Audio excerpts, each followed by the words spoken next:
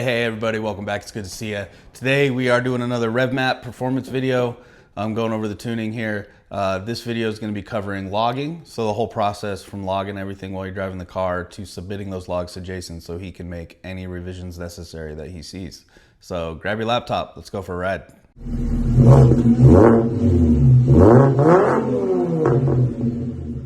So we are logging with RevMap Performance today, doing the logs. The first thing that we need to go over is, if you didn't watch my last video, at the end of that video, I did go through the whole vehicle identification and submitting that so you could get a profile built. So Jason actually has to build you a profile and then send it.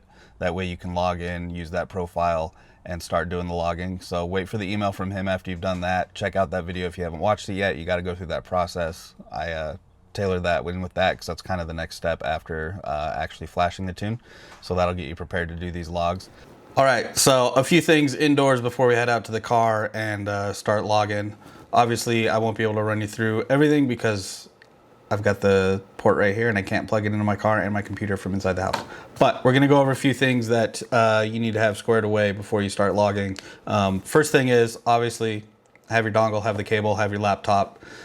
Make sure the laptop's charged because you'll have to stay powered on during the process. And then when you're plugging this into your laptop, make sure you're routing the cable away from your feet. Obviously, we don't want to be get tangled up while we're driving, hitting the brake, hitting the clutch, hitting the throttle, doing all that kind of stuff. So I had just had mine routed over the steering column and then over to the passenger seat. The cable's pretty long, so you've got plenty to work with.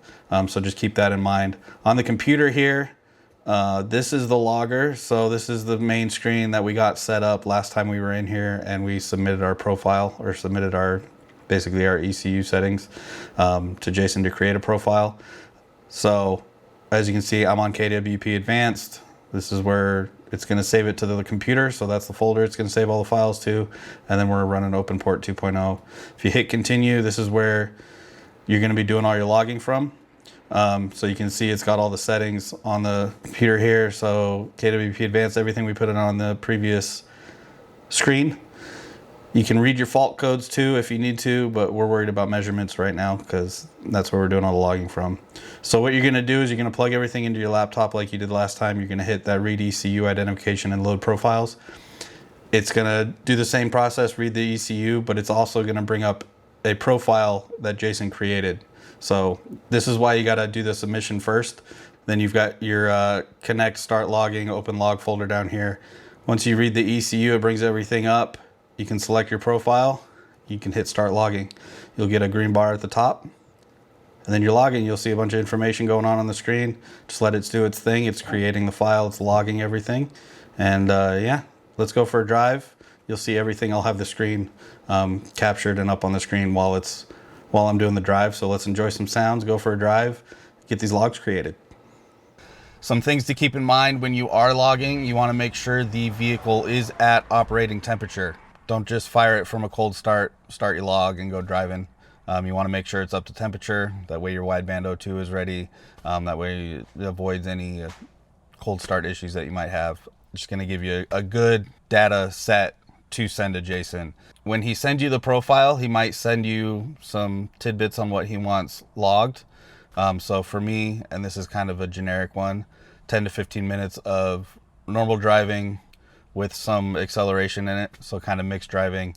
You want to do 10 to 15 minutes, just drive it, throw some acceleration in there. Don't just get on the highway and cruise at speed. That's not going to really give him much data to work with. So throw some accelerations in there, do some normal driving, shifting through the gears, all that kind of stuff. It's going to give him a good data set to work with. So 10 to 15 minutes of that. And then also on a separate log, you can do a wide open throttle pull. Typically it's going to be the gear that's closest to 1-to-1 ratio. Typically third gear in a 5-speed, fourth gear in a 6-speed. I'll probably throw a third gear pull and maybe a fourth gear pull. Send him both of those logs because this is 6-speed swapped. But those are a couple things you want to keep in mind. We'll get onto the laptop. We'll get this all set up and we'll start logging.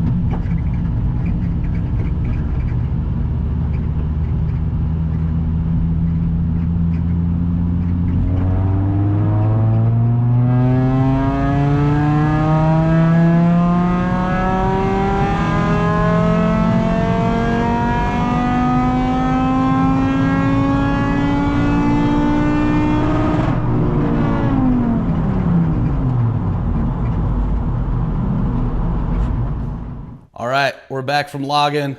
Just did a fun little drive in the car, got some logs. Now we got to go inside on the laptop and get them uploaded so Jason actually has the logs and he can look through them and make any changes that he deems necessary.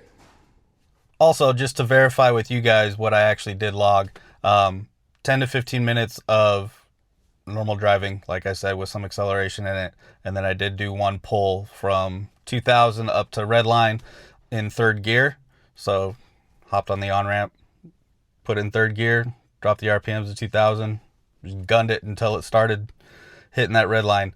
I did have a few issues where the logger kind of had an error and it stopped logging. So I did 2 versions of the normal standard driving. That way he'd get enough data, because it cut off maybe 7 minutes in, didn't quite get the 10 to 15. So I did do a couple versions of that. So hopefully he's got enough data. But like I said, we're going to go inside on the laptop and get these uploaded so Jason actually has the data and can do something with it. So now we are at the process of uploading these files. So in order to upload it, you got to go to the correct site. So it's going to be the same login that you use to log in to Revflash, to RevMap, all that stuff. You can find the page under the user documentation page here, and then sending logs right here is going to have a link to the website. It's also just logs.revmapperformance.com, the same way that this is just docs.revmapperformance.com. So it's just another one of his pages. So logs.revmapperformance.com. I've got it open here. I'm already logged in. So the main page, when you open it up, is just going to show a login page.